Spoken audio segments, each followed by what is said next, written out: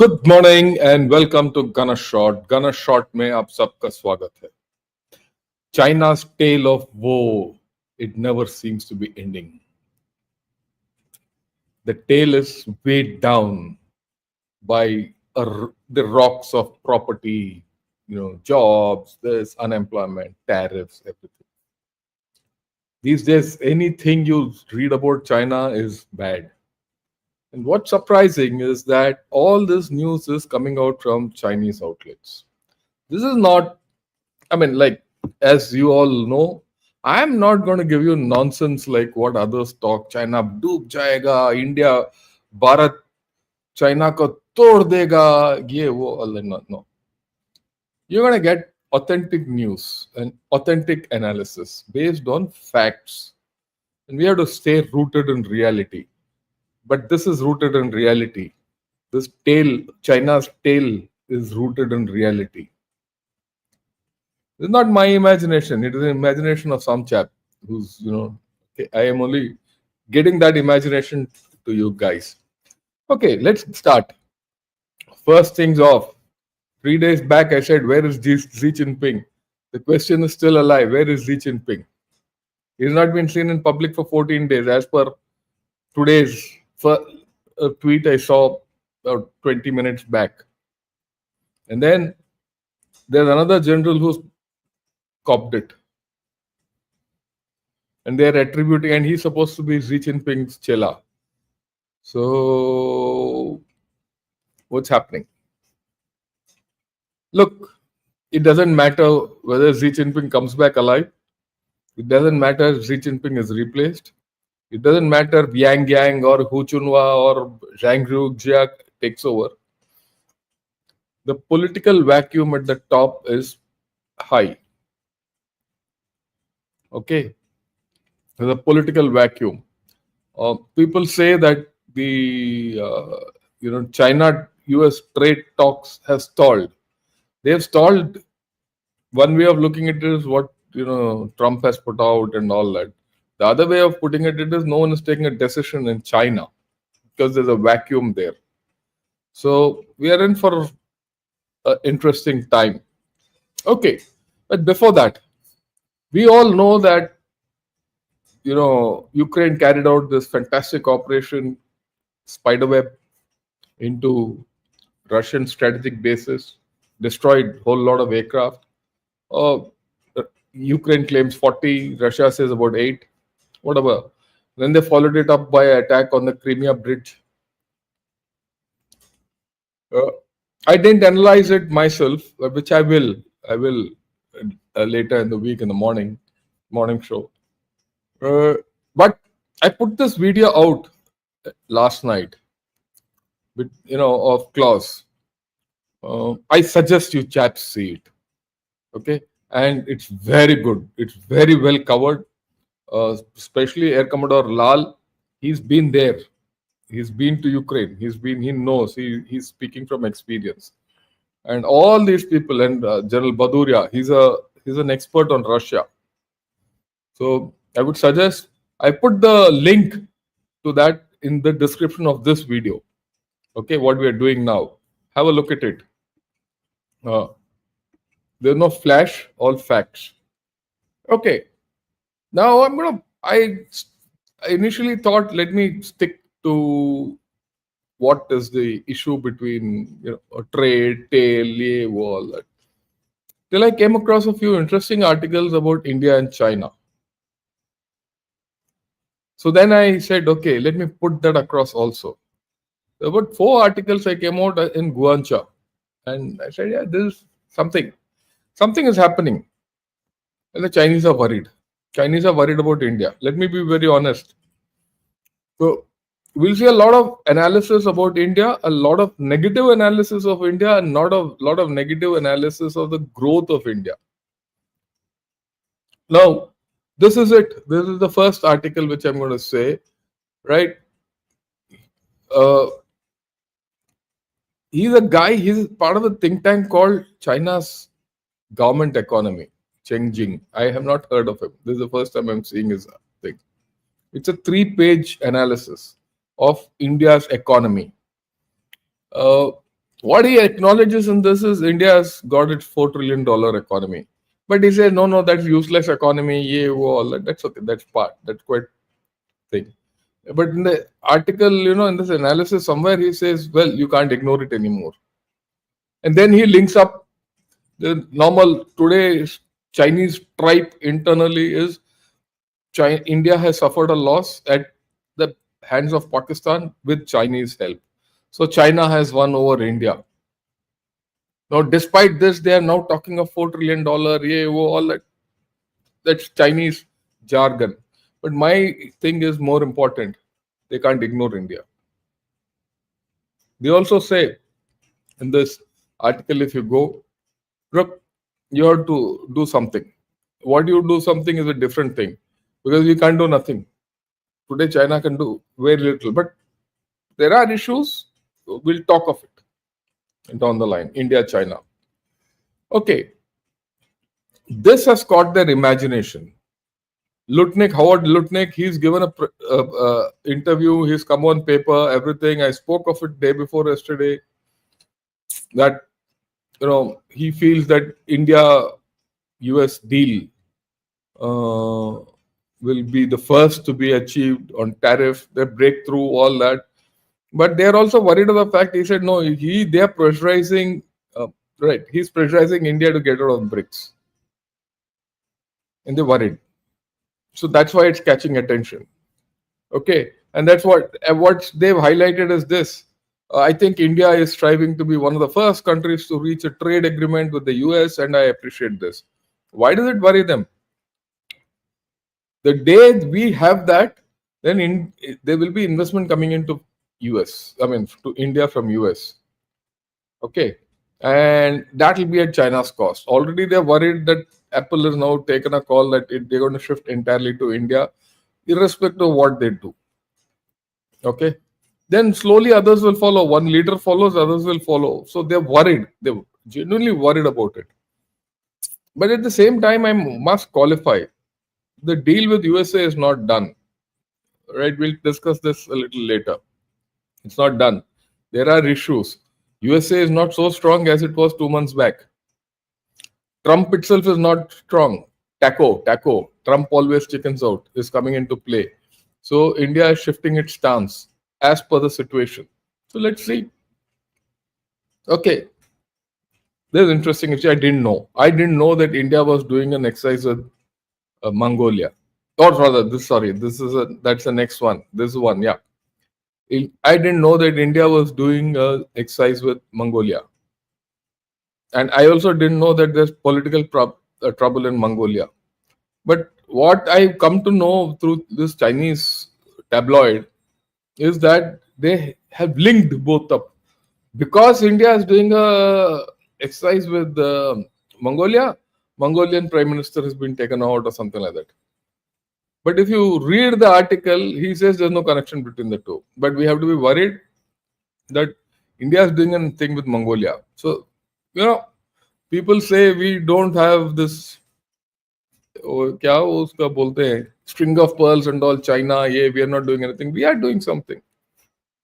The fact that you're doing a military exercise with Mongolia, good, bad or ugly, small, big, worries China. You also understand that Russia also does exercises with Mongolia. Mongolia might not be great. But who knows tomorrow what happens in China? Okay. Then of course this worries them that we've sent the PL-15 to Japan. I don't know whether we have sent it or not, but it's come out in Chinese newspaper. He says sinister. This is a sinister development. Now they're worried because if you decode the PL-15, you can defeat it. Or you can make your own, whatever. And it has larger ramifications. They're worried. He says, why should India send it to Japan? Doesn't India have the capability? So it shows that India doesn't have capability. But somewhere he says, look, there are ramifications. Japan gets hold of it, USA will get hold of it, Korea will get hold of it, Taiwan will get hold of it. This PL-15 is useless. And please remember, you don't make missiles overnight new. The fundamentals will remain the change. It's only changes will come in. So, okay. Right. So we spoke of this. Now let's get to one fact. Last time when I spoke about China, where China is going down, people from USA are not buying. Someone came and said, no, what are not nonsense is this fellow talking. People from USA are spending money. There's no stop in spending money and nothing. So I said, okay, let me start from there because that's the root cause. If people in USA stop spending money, whichever way, because of tariff, WOE, all that, there's no demand on China. If there's no demand on China, the factories will start collapsing. As simple as that. Whether the American economy gets hit or not is irrelevant to me. Actually, it's good if the American economy starts tottering, then they'll come to us. That's a different story. So I went into details. I thought, let me put it across to all of you. Look at this. It's very clear. Americans are spending less, saving more as tariffs loom. And this is by Statista. They're saying Americans are not happy. So I said, okay, went to McKinsey. What does McKinsey say? He says, this is an update on US consumer sentiment. In response to tariffs, most consumers plan to adjust spending. They also worried. The Americans, they're not crazy guys. They also know when to spend, not to spend when things are on the thing. So they're also adjusting. Then, just to do a cross check, I checked with some of my friends in USA and some people, relatives, and all that. Look, what's happening? He says, yeah, why should we spend? This is an uncertain time for us. If there's uncertainty in there, no chap will spend. And I completely agree with them. I'm not sure of where my country is going, where my economy is going. Well, yeah. Why should I spend? I should save. For the first time, Americans are saving. And look at this. I mean, this article goes on to prove inflation and tariff policies were the two top concern for US consumers. Tariff is a big thing. This is it. This is the sentiment. I mean, you have to believe McKinsey. I don't, more than 60% of consumers have either changed or expected to change their spending habits because of recent tariff thing. And they've given Gen Z people, millennials, Gen X, all boomers. They've given where the effect is more. So obviously there's a trend line which is changing. Among consumers who expected to change their behavior, more than half plan to cut back on non-essential spending. Very important. Non-essential spending, if there's a cutback on 50%, then who's going to get hit? China. Because everything in USA comes basically from China. Okay. Low and middle income consumers were more likely than high income consumers to trade down because of tariffs. So there is a very clear, there is a problem in American spending. There's a downflow in American spending. If there's a downflow in American spending, naturally it's going to get affected in China. That is why their tale of woes are going up. This is something we have to realize. Okay, now let's get to China. Okay. I'm going to talk back of property because property is something which is not vanishing off the Chinese radar. It says falling sales. This is Kexin. Kexin is one of the top economic portals. Okay. Few signs of end to China's property slump. It's not going out of the equation. People say, no, that slump is old. Sorry, it still hits China badly, whether we like it or not. Okay. Top developer, Country Garden, their offshore debt restructuring is stalled. Problem. Land sales, gone. They're down. Right? Some sales have happened which are high value sales, so their value has gone up, but the total number of sales have gone down. The transactions on land sales have gone down by 28%. If that is not hitting thing, then what is? This is a very important, analysis which I found. He says, why is real estate so important to China's economy still? So I went into it a bit and I found this interesting graph which I must explain. Right. Let me make it bigger. Okay. What does he say in this? This is the property. Now the share of property, this is from 2020 to now. Now the share of property as part of investment to GDP, property development to investment to GDP has gone down. Now that was at 14% at one point of time. It now stands at about, look at this, don't look at this, is at about 4-5%. That's it. On the other hand, trade surplus as a ratio of the GDP has gone up. But has it gone up much? It's not even 6%. Trade surplus as a share of GDP has gone up only 5%. Whereas investment into property from 14% has come down to 3%. At any given point, if you add this up and add this up, then you see that the overall GDP is down, which tells you it doesn't matter how much China exports, their overall GDP won't go up. This is the very interesting graph which I found. People don't understand. Okay, so you have to see this line on this axis and this green line on this axis.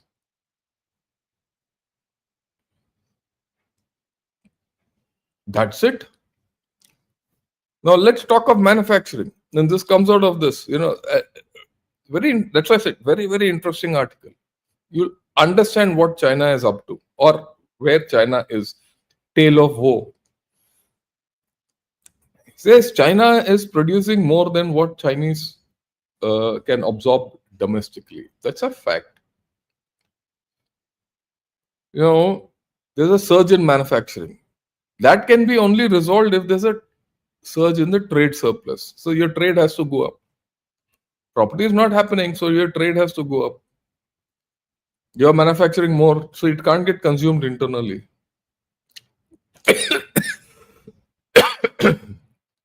Then he says, it makes sense for the Chinese economy that to trade out. However, it doesn't make sense for the economy which is receiving it, which is actually the crux of Trump's trade war. He says, why should I take exports from China? I want to produce my own. It might not make economic sense, but that's okay. That's a different story. But what Trump says is equally true for India. It's equally true for every country. So if China has trade surplus and is dumping into our area, it's at our cost. We have to bear that surplus while feeding him. Okay. So if all of us have to not bear China's trade surplus, we have to push back. Now China will not let that happen. How? They'll subsidize everything. Why? How? We say they're subsidizing everything. China gives subsidies, China gives subsidies, China gives subsidies. How are they subsidized? Have you thought of it? And the answer I got here in this article. Subsidies and other state support mostly come in the form of direct and indirect transfers from the household sector. So who's paying for these subsidies? When you say China sells everything at a loss, who's paying for it? The people of China. That is what we have to understand, which is very important. Okay, the people of China are paying for it. So what happens? The normal common man in China is funding all this trade surplus and subsidy to sell where things are being sold at a loss. So as far as this cycle goes, China's economy will never recover. In fact, it will go down. They're caught in a trap now. As far as it was property, it didn't matter. Now they're caught. They're caught very badly. If people have to understand this. Right? Now, a huge expansion in manufacturing sector is also the flip side of the huge contraction in the consumption share of GDP. Why? Manufacturing increases. You want to sell it off. You sell it off. You sell it off at a loss. Okay. Now, when you sell it off at a loss, there's a subsidy. So that subsidy comes from where? From the common man. The common man's money is being used to subsidize China's trade surplus. So if that is happening, the consumption share of the GDP has to go down. If I have funded something else, how can I buy? This is a very fundamental, this is something which you realize that China is in a very bad negative cycle. It might never come out of it. As you go along, when the population starts decreasing and aging, they will no more be able to subsidize China's trade surplus. And when they can't subsidize China's trade surplus, then no dumping, their Chinese exports will become uncompetitive. Then what happens? That's the importance of that graph which I showed. Okay, this graph. It's a very lethal graph. 2 lines, no? But it's very lethal. Now, so we're going to do Chinese population. You have to understand the effect of the population. The crux of China's demise lies in its population. Because the Chinese government and the CCP have milked the Chinese population far too long. Now, look at this. There's a plunge in the demand of Chinese manufacturing goods. Or rather, there's a plunge in manufacturing. Why? The overseas demand is not there. We've seen overseas demand in people in USA are not buying. Their consumption is reducing. If their consumption is reducing, your demand is reduced. If your demand is reduced, the manufacturing is reducing. So when people say Chinese shops are getting closed, businesses are getting closed, jobs are being lost, all this is fact. It's all fact. And that's reflected in this official data. It's now, this is across, that is Kexin. This is same thing appears in South China Morning Post. He says factory activity has contracted for the second month. And this is the graph. It's called the Producers Index. Producers Managers Index. It gives you a thing of how much production is taking place. This green part is positive. White is negative territory. Okay. This has happened in the past. See, this has happened May 2025. This, of course, the COVID period. After that, it has been going up and down, and now it's down. Now, what if you see? It's one of the worst times, except the COVID period. It's at the worst time, which means actually There's a big problem down below. And now you link it up with the fact that there's a vacuum of leadership. Who's not able to take decisions? And see then how the collapse is happening. You can't take a decision on the trade war. And Trump is in a limbo. Whatever he is doing, like I said, it doesn't matter to me what happens in America, China. My focus is on China. Okay? Then there's this huge thing, EVs and WOE. That's in a big mess. For the past 10-15 days, I've been tracking this. I gave you this information. BYD has cut its, prices by about 25%. As a result, everyone caught their prices down. And there's a lot of analysis. What does that analysis say? There's a big fraud happening in China. Here, this is what I've said. Deep discounts, 0 kilometer second sales. What is this? What people are doing is a car is sold as registered. It's sold and it is registered as sold to someone. But that someone doesn't take that out. He just shifts it from the original dealership to a second-hand dealer. So the same car, which is actually brand new, is now being sold as a second-hand car. It is called 0 kilometer second-hand cars. So the sale of one car is being reflected twice. First, when the sale is registered as a new car, and then 0 kilometer second car or second-hand car. Someone buys it. And when you buy a 0 kilometer second-hand car, which is actually brand new, you get a 30% discount. So sales, when people say sales are huge sales in China, it is not so. You cut it by 50%. No one is buying new cars in China anymore. And it's a huge scam because the founder of Great Wall Motors, which still believes a lot in IC engines, has come out and said, this is what is happening. This is not my kalpana. This is not my thing. He says there's no quality. He says the deep discounts which these chaps are offering. He's asked, he says, how can you give a 50% discount on a new car? Where is the quality? So all of you who are planning to buy a new Chinese car, rethink. If you already bought a new Chinese car, all the best.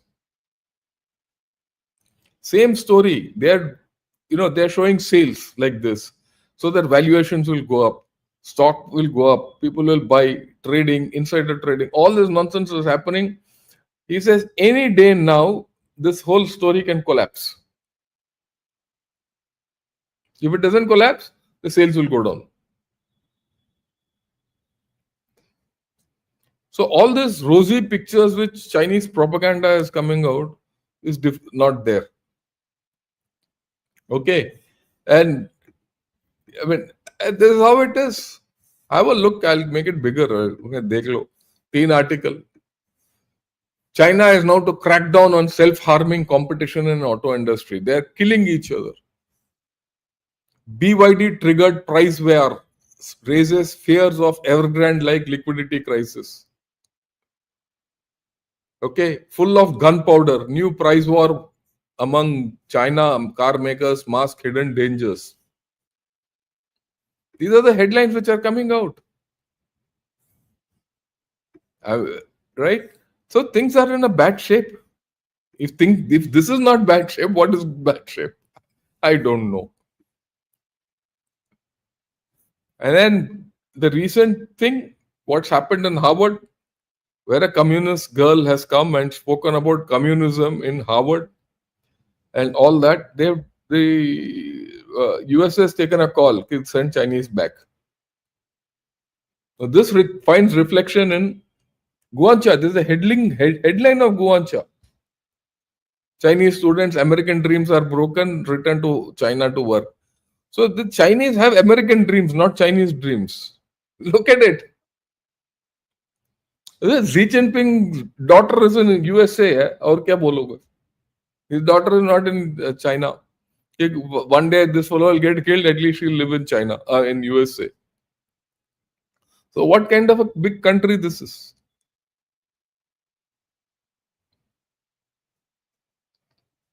Yeah. Now Donald Trump has put out a tweet to say that China has totally violated the trade deal with USA, all that. It might be a gripe, it might be taco, whatever you call it. But there's no response to it because now this tweet is about 1 week old. There's no response to it because there's no one in China who's taking a decision, which I've been telling you. So there's a decision paralysis. And when things are happening at such fast pace, you need to keep taking decisions. Or Walmart has said, look, I'll buy from you if you take 66% of tariff cost. I'll take 33%. They can't do it. Which means China has now to go into heavy subsidy to, offset the tariffs. If they have to continue this flow. Subsidy, I've said, who'll lose ultimately in subsidy? People.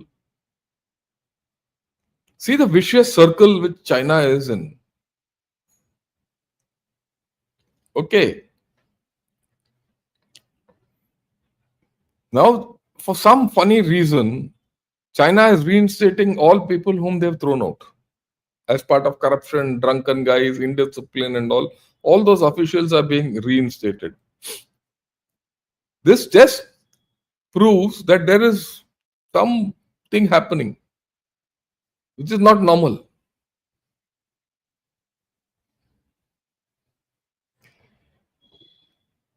And their fiscal deficits are widening. And he says, this is all Kaxin, Yukai.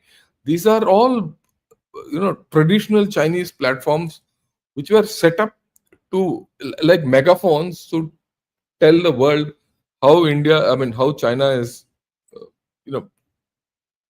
growing and this and that, economy, opening, part of their opening up and all. Now, those portals are crying like this. Fiscal deficit widens at fastest pace since 23. Government spending is ramping up.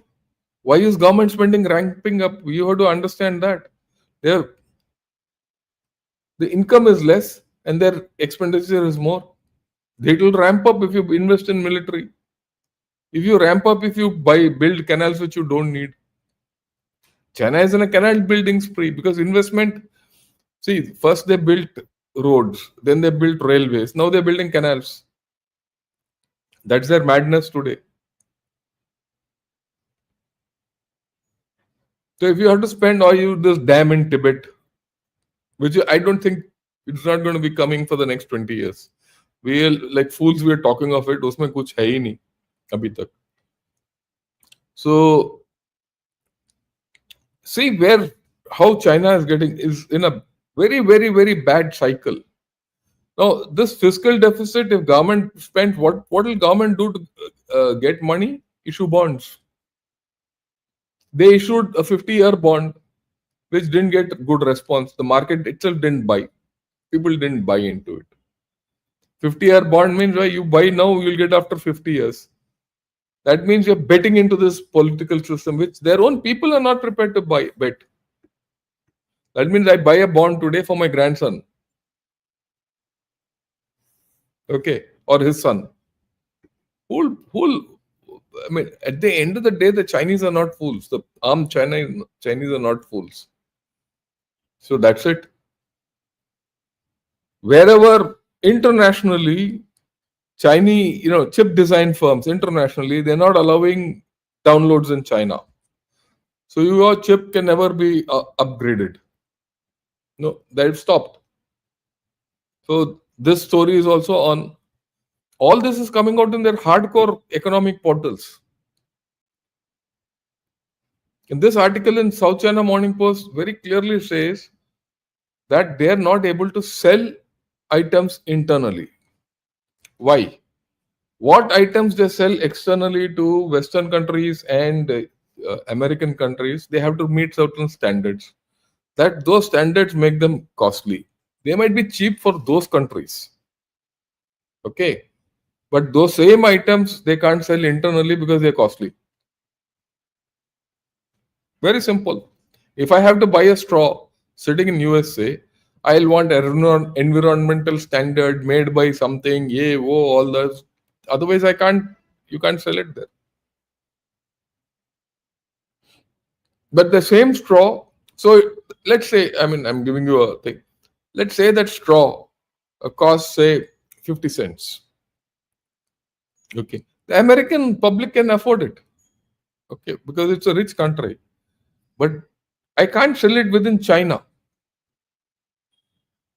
because at 50 cents, no one will buy it.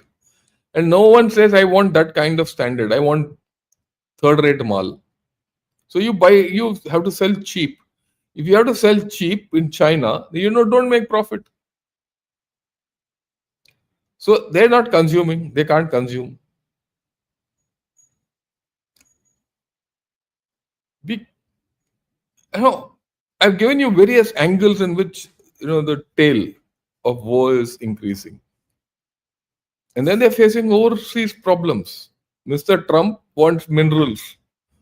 So he's not only coming to Pakistan, nor going to Ukraine, he's also going to places like Congo, where he's now got into competition with China for lithium mines in Congo. So there's action there, political action, legal action, and all that.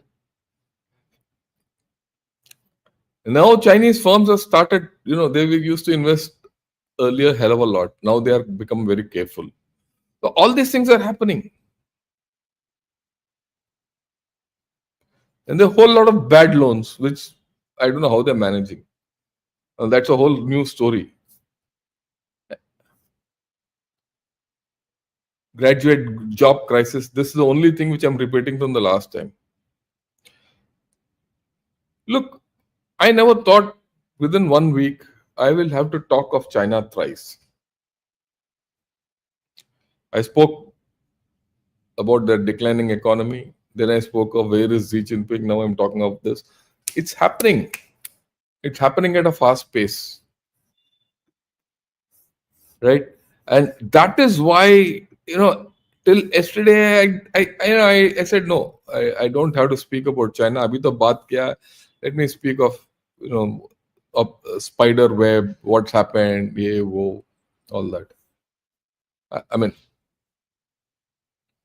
but events are happening. Whether it lead to something, I don't know. I mean, we'll see. So what we'll do is, in this week, I'll first talk of Tibet, because we have to understand what's happening in Tibet, or rather, what are the issues of Tibet. A lot of people have said, so what do we do in Tibet and all that. Let's talk. We've understood Brahmaputra, so we'll talk of Tibet. Okay. And then I'll talk of China as a whole. And there are a couple of issues I want to talk of their population.